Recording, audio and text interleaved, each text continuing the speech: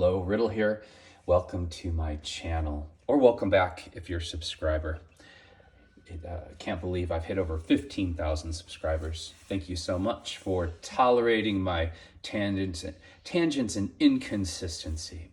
But I got a real prize for you today, because it's that time of year that you realize that you have planted too many zucchini squash or whatever. And what do you do when you have too many zucchini? Well, there's lots of things you can do, but I may share something with you today that you may not have heard of. And that is making zucchini chips. These have been approved by everyone. They are nutritious and delicious, and you can make them any flavor you would like. But if you want my secret recipe, here it is. You want to get a little Tupperware container, because you're not going to use all of it probably. And once you get all your ingredients in there, you may have to at some point add a little more oil to it. And you want to consistently keep it stirred. But basically, it's garlic. I find that using dried organic ingredients or dried ingredients in the oil helps with the longevity and preservation of dried food versus fresh ingredients. Although it does all ultimately get dehydrated, there's something about using dried ingredients instead of the fresh stuff from the garden that I feel more secure about. So I'm going to put some olive oil in here, and then sesame oil to taste. Some red pepper, some Italian seasoning, and any other flavor that turns you on. But really, a peppercini flavor is what I find is universally loved. So peppercini is Italian flavor. So your mixed Italian herbs with red pepper and garlic. So you're going to put garlic powder in here also. And you can get as exotic or as boring with this as you would like. Whatever flavors turn you on, just remember, you might want to make it a little more intense flavored, because when you dehydrate it, you're covering a lot of square footage with this flavor with just a little bit of goo. Now, originally, when I was dehydrating things, I would take a brush, a pastry brush, and I would do both sides. But what I learned the hard way was they were great at first, even though they were a little greasy. But in the long run, what would happen in the bag, in the closet, is all that oil would migrate to the bottom of the bag and just make stuff soggy and kind of rancid and horrible. So now what I do is I cut my zucchinis, it doesn't matter what size they are, about 1/8 of an inch or less. It's kind of shocking how much volume, how much water is in zucchini and how thin these will get, because you start with this, and then, just a second, I'm going to set the phone down for a second.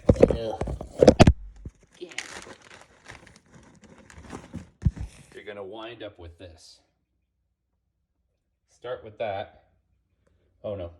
Start with that. End up with that. So if you cut it too thin, you're literally going to be eating paper. Now, you don't want to overlap your zucchini because they do have so much water in them. So space them so they're just touching each other. If they overlap a little bit, it's okay. But for the most part, we want to really clear, give everyone plenty of space so it dehydrates at a reasonable amount of time and everything dehydrates at the same time. Then we're going to give our oily mixture a good stir. Tap our brush out and just do a nice medium to light layer on top of our zucchini, like so. And I'm using a bamboo toothbrush. I love these. These are earth-friendly, all-natural toothbrushes, no plastic involved, because I'm getting more and more freaked out by the reports of all the microplastic and Teflon and forever chemicals in our environment. So I actually bought these as Christmas presents last year for my friends, which they didn't really get. Well, they got the gifts, but they didn't get the gesture. Okay, after we have this on, you have two choices. You can use real cheese, like Parmesan or Romano, something like that. Or this nutritional yeast, which is fantastic. You don't have to be vegetarian to enjoy nutritional yeast. And believe it or not, it gives this umami flavor that is very popular now. It's kind of like that MSG mushroomy flavor. And nutritional yeast is in a lot of things you're already eating. They use them to get that really rich flavor in a lot of different flavored potato chips and things like that, corn chips. If you ever read the ingredients on the bag, which you always should before you eat something, you're going to see this product. And it's not real yeast. I mean, it is yeast, but it's not going to affect your body in the way if you're afraid of getting some type of candida type yeast. That's a totally different thing. So get some nutritional yeast. It's flaky. And then you're just going to really give a nice coat of nutritional yeast. And because of the nutritional yeast, you don't have to use salt. You really don't overdo the sodium. They're learning more and more that is a real stress on the body and really does shorten life. Well, think about it. Salt kills plants if you put it in the garden and weeds.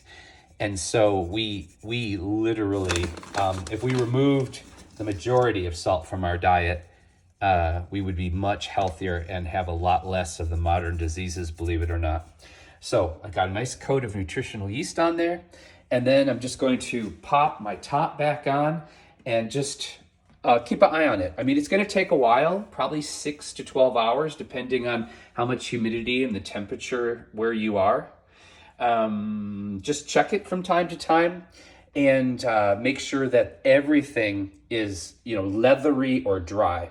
Because you have two choices. You can have a leathery dehydrated chip, or you could have a really crunchy chip. So if you want a really super dry crunchy chip, then you're going to dry it longer. If you want a leathery chip, then it's probably going to be 3 to 4 hours shorter drying time. And the thing is, you just want to make sure that it's dried thoroughly, that it's dried well, and you don't have any wet pieces in there, because if you take all that, once it's dried and get it into your Ziploc bag, it's going to mold. And that's going to be horrific. So you want real consistency. So once you're done, you're going to pile all your chips into your Ziploc bag. And I find, don't get the slider bags. The slider bags do not seal well. So you can put some silica packets in there that you saved from vitamins or medication. That will help these stay dry much longer into the year. And you just want to consume these within the year. You want to consume within the year. You could also use, if you're fancy Nancy, you could use one of the vacuum sealed bags. Those are fantastic. Make sure, get as much air out of there as you can. And I have test run these on a variety of different friends and family members, and I have yet to meet someone who does not love them. So now that you know what to do with your extra zucchinis, you can get creative in regards to using other vegetables you have in the garden. And the thing about this is, we're looking at antioxidants. We're looking at, if you go all organic, this is literally would be in the category of, I believe, Ayurvedic food, which means the southern Asians, the Indian Asians, and also the Chinese often integrate things into their food daily that are medicinal. So you could also put turmeric in this, which is a great anti-inflammatory and does a lot of other things they've proven for the body, or whatever you're into. Mushroom powder, if you got some good quality wild mushrooms or any kind of mushroom, dehydrated them and put mushroom powder. They have shown that women that eat even just common button mushrooms once a week have half the breast cancer rates of women that don't. So mushrooms are an incredible source of protein and minerals and vitamins, but a lot of people hate the texture. How do you get around that? dry them or find them in a powder form and use them as a seasoning. And then what you're getting here is a ton of vitamins, protein. We're keeping the skins on, so we're getting a ton of fiber. And this is like a superfood that you're making yourself. And if you grew the zucchini, or a family or a friend did, and you know that it's organic, you're getting a really high quality source of food that the majority of the world does not have access to. So it's really empowering. And with the world being so precarious right now, I am all about food security. I'm all about growing, making, and storing my own food. And I have a lot. It's also, for me, a beautiful form of wealth. And what do I mean by that? To have the ability to make something so pure and so high quality, and then have so much of it that you can share that with neighbors and friends and the delivery person. Like, I hook everyone up, because I believe that that's true wealth. When you have so much that you can share without thinking about it, that is wealth. And when you're carrying that in your spirit, incredible things happen in your life and in your relationships. And it just makes the world a better place. The world can be such a strange place. And why? It's because the choices we make about how we treat each other on a daily basis in our towns, on the street, at the grocery store. So, I'm not going to sit around blaming everyone else if I'm a jerk when I'm driving, or I am kind of a selfish, emotionally shut down person. So when I'm super kind to people and super generous with people, it's because that's the world I want to live in. That's the world. So I am acting out in a way that shows people through action what the world could be like if we all got on board with kindness and generosity. I'm done with my tangent. So what else may you have too much of in your garden? Of course, you got tons of zucchinis. Excuse my kitchen, it's a mess. And it's a little dark in here because we live in the mountains and the electricity is out. Went down first thing this morning, so we are going all primitive. This is not even 1/100th of my pear harvest. What am I doing with my pears? I'm doing the same thing that I'm doing with the zucchini. And what I've done is I've made my own powdered mixture of organic ginger, allspice, cinnamon, and a little black pepper. I know I'm forgetting something, but that's what I have made this powder of. So I slice the pears a little less than this thickness. They get lined up in one of the dehydrators. And I don't know if you're able to see this or not because the house is so dark, but these are just some of the bags of spiced pears and regular pears. So let's say that you've got kids that you don't want to give sugar to. This is the alternative, because when a ripe pear is dehydrated, it concentrates the sugar and it tastes like you literally dunked them in sugar, but it's all natural. So if you're trying to get off of sugar, but you still have the monkey on your back, dried fruits are a wonderful way to get your fix while you're working at getting less and less refined sugars out of your life. Another thing that many people don't consider, which is incredible for you and delicious, are tomato chips. And again, it's the exact same principle. Think of all the things that you love on a daily basis that is made with a tomato base. So you start with your organic tomatoes, if you have access to organic tomatoes.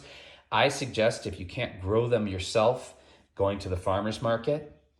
Then take your tomatoes. Now, tomatoes have a lot of water in them. There's choices, how you could get some of that moisture out. But because they have so much water, once they start drying and get really condensed, they may stick to your stick to your shelving for your dehydrator. So you may want to brush a little oil on your dehydrator shelves, because it'll be worth not having to pull and scrape all of the fruit, the tomato fruit, off of there. I haven't really had that problem with the zucchini or the pears, but the tomatoes, they will stick if you not put something on your racks. Then just make your tomatoes taste like whatever you love. Pizza, simple, garlic, Italian seasoning, olive oil, and again, you can use a Parmigiana, or you could use the nutritional yeast. You get the same flavor, taste like pizza chips. And I'm telling you, it's a lot of work, but your friends will freak out. They're so delicious. And think about all the antioxidants and the lycopenes and all the anti-cancer and antibacterial and all the vitamins. It's a great, great, great snack. Let's say you like Indian food. You could do a marsala flavor by using the Indian spices and turmeric. And I could go on and on. Like whatever you can think of, you can make it that flavor. You can make it spicy or hot by using some hot pepper, or you could make it more sweet by using a little bit of honey or whatever source of sugar you care for. Tomato chips are amazing. Amazing, amazing, amazing. These are my tomatoes have just started ripening. We're a little late this year. It's kind of interesting, but at least we're not burning up here in Santa Cruz. But these are just, of course, the smaller tomatoes start first. And if you're wondering why I have all these green tomatoes in here, it's because they are green cherry tomatoes. This is an heirloom tomato. And if I could only grow one tomato, it would be this tomato, because they are so high in acid, but savory, like savory, smoky savory. And they just make for a really fantastic salsa tomato, eating tomato, canning tomato. We've got a violet jasper in here. Isn't that beautiful?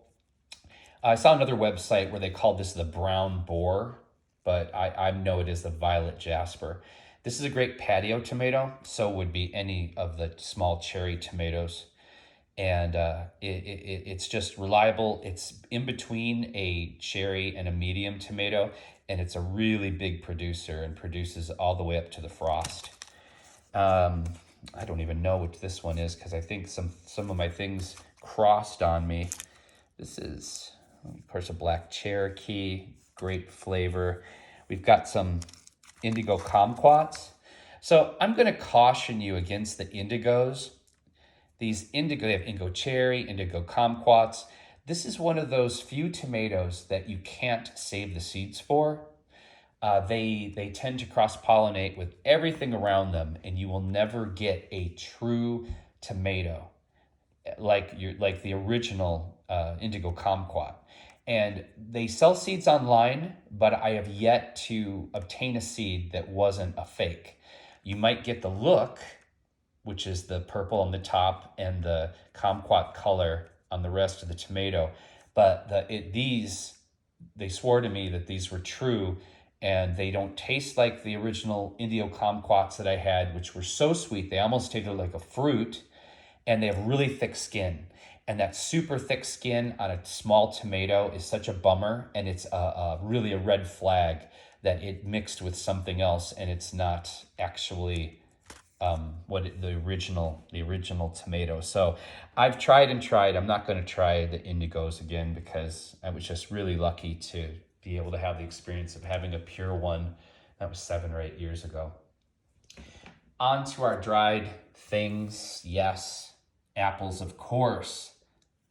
And make them taste like apple pie. And don't be afraid of using a little vinegar extract also. I'm sorry. Ugh. Don't be afraid of using a little vanilla extract, because a little vanilla in your mix really, really makes it taste like a dessert. I think you may have seen one of my other videos where I dehydrate bananas. You can take bananas, super, super ripe ones, so you can buy the discount ones at the store that nobody wants, like they're gonna throw them away. And again, organic if you can. You cut them in half, slice them in half, and then slice them in thirds roll that in organic cocoa powder and dehydrate those. And it tastes like a banana split. It will blow your mind. Great for hiking because you're getting all the potassium, you're getting the antioxidants and the kick, that little bit of caffeine from the cocoa. Probably not something, if you're caffeine sensitive, you want to eat at night, but it's such a great hiking snack, you wouldn't believe it. Peaches, yeah, of course.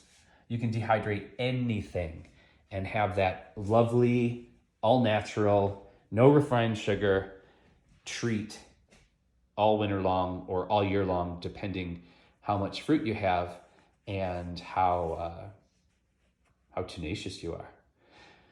Okay, I think I have drugged this out long enough. And remember, like, it, you know what blows me away? My neighbors, all their fruit is literally just rotting on the ground. You know, there's people all over the place who don't have homes, that are starving, even when they're not starving, because they only have access to fast food and horrific food, because that's what our country has offered its citizens in affordable food, which I think is criminal. But that being said, if we just sourced what we had right in front of us, so many people would have access to free or super, super affordable, healthy organic food, because I guarantee you none of my neighbors are spraying or doing anything to their trees. I